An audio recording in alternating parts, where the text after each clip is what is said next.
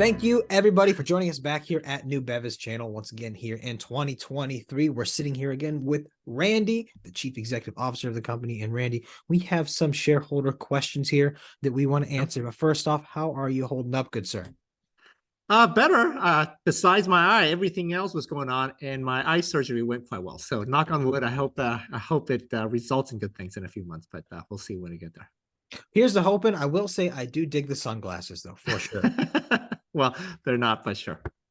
They're for eye surgery. They're for eye surgery. So, all right, well, here, let's kind of dive into it a little bit. So, question number one. So, moving forward, the idea that ransomware gangs both encrypt files and exfiltrate data, threatening stoppage and business continuity, along with publicizing confidential data. So, Nubeva addresses the former, but what about the latter? sure. So, we get asked this question a lot.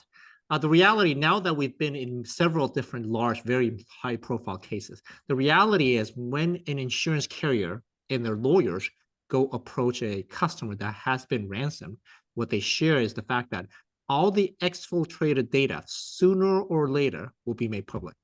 So what happens is, let's say somebody does pay the requested ransom or the negotiated ransom. What happens inevitably within 6 months, somebody from the gang will reach out to the customer saying, hey, we had a fallout. I'm no longer a part of the gang, but I have your data.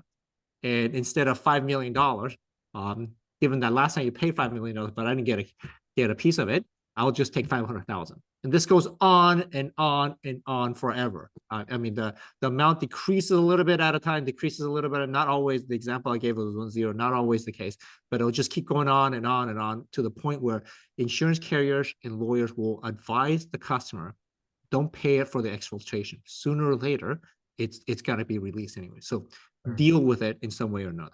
Okay?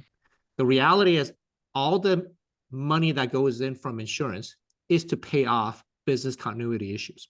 So most large corporations, most of the Fortune 500 governments, city and federal, et cetera, they're losing millions a day in whatever it is that they're doing. And so this is why most corporations have great backups now after ransomware, after the last 2 years. And so they got to decide, hey, I'm going to wait till the next, the average restore from a backup is about 22 days. So if you're losing a couple $1 million a day, the ransom is for 5 million.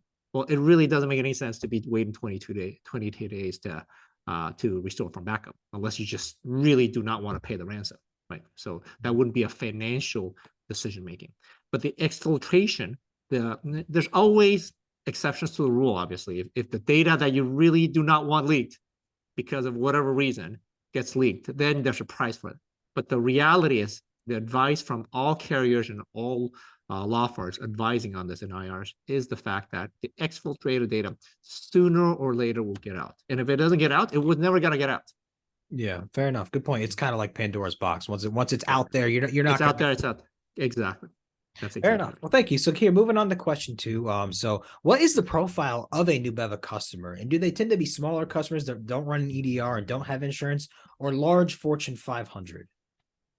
Great question. As we embarked on this for about a year now, at one point early last year, we were approaching this to customers that didn't have insurance, didn't have EDR. So in other words, we're talking about smaller deal sizes.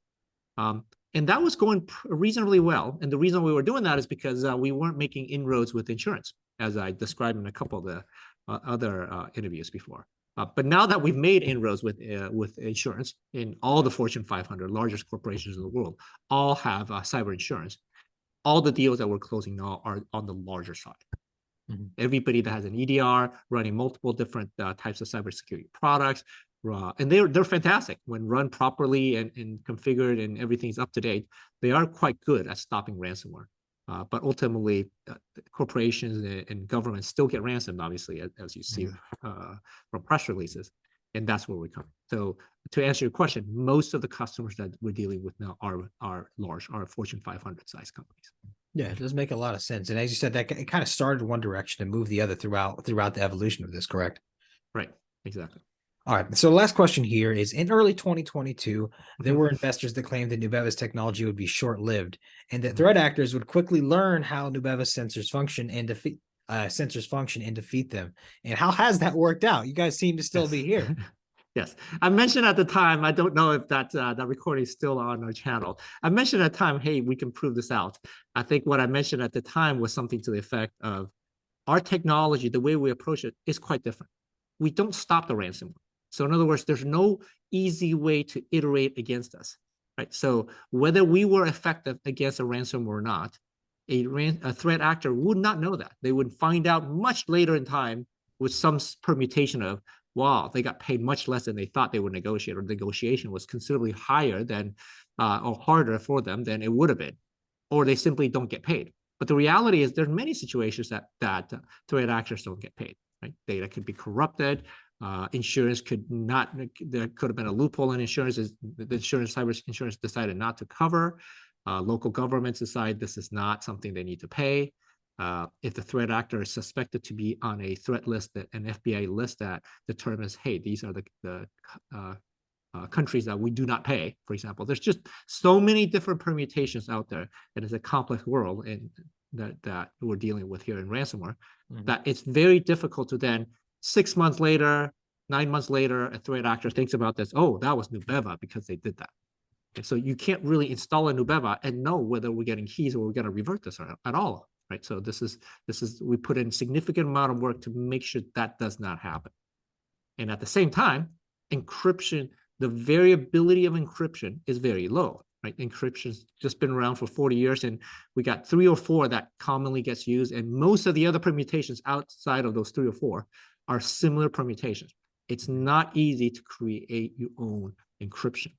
And so for that, I think as you've seen from our press releases and you'll soon see from our financials, this is something that we feel we have great success, and we feel this has legs. And so hopefully we can talk about this again next year, and we can reiterate this. So. Yeah, well said. Luckily not short-lived, but thank you again, Randy, for coming on and answering people's questions. Everybody keep the questions flowing in. We'd love to answer as many as you guys can, and stay tuned for more updates as they come along the wire. Randy, please continue healing up. Thank you for coming on. Thank you.